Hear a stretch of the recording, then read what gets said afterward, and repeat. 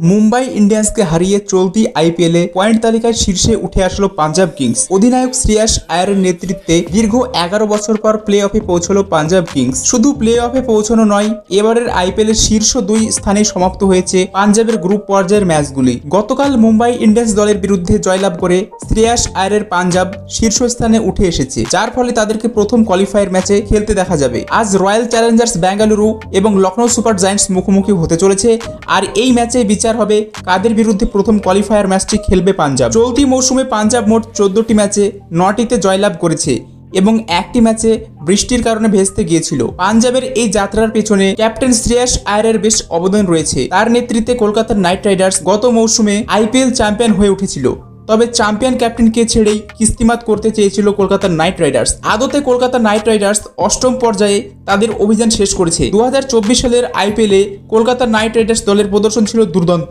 Captain Shreyas আয়ার এবং mentor Gautam Gambhir দুর্দান্ত চালে কিস্তিমাত করেছিল কলকাতা। তবে এই মৌসুমে শ্রেয়াসকে ধরে রাখেনি কেকেআর। জানা গিয়েছিল শ্রেয়াস নাকি নিজের দর যাচাই করার জন্য কলকাতার হয়ে রিটেন হতে চাননি। তবে পরবর্তী সময়ে একটি সাক্ষাৎকারে আয়ার জানান, আইপিএল ট্রফি জেতার পর যে পরিমাণ সম্বর্ধনা তার পাওয়া উচিত ছিল সেটা তাকে দেয়া হয়নি, যে কারণেই তিনি হয়তো নাইট রাইডার্স ছেড়েছিলেন। নিলামের মঞ্চেও শ্রেয়াসকে কিনতে পারত কলকাতা নাইট রাইডার্স, তবে শ্রেয়াসের জন্য নাইট রাইডার্স টিম ম্যানেজমেন্ট বরাদ্দ রেখেছিল মাত্র 10 কোটি টাকা। তবে শ্রেয়াসের মতন পারফর্মারকে দলে পেতে গেলে মোটা টাকা খরচ করতে হবে সেটা জানতো কলকাতা নাইট রাইডার্স। তবুও শ্রেয়াসের বদলে তারা ভেঙ্কটেশ আয়ারকে যোগ্য বলে মনে করেন এবং তাকে 22 কোটি 75 লক্ষ টাকায় দলের সামিল করেছিল।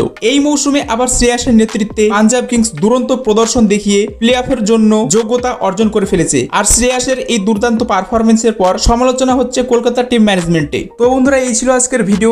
আশা করি ভিডিওটি ভালো লেগেছে। যদি ভিডিওটি ভালো লেগে থাকে তাহলে ভিডিওতে একটি লাইক করে চ্যানেলটি অবশ্যই সাবস্ক্রাইব করে দেবেন। দেখা হচ্ছে পরের ভিডিওতে।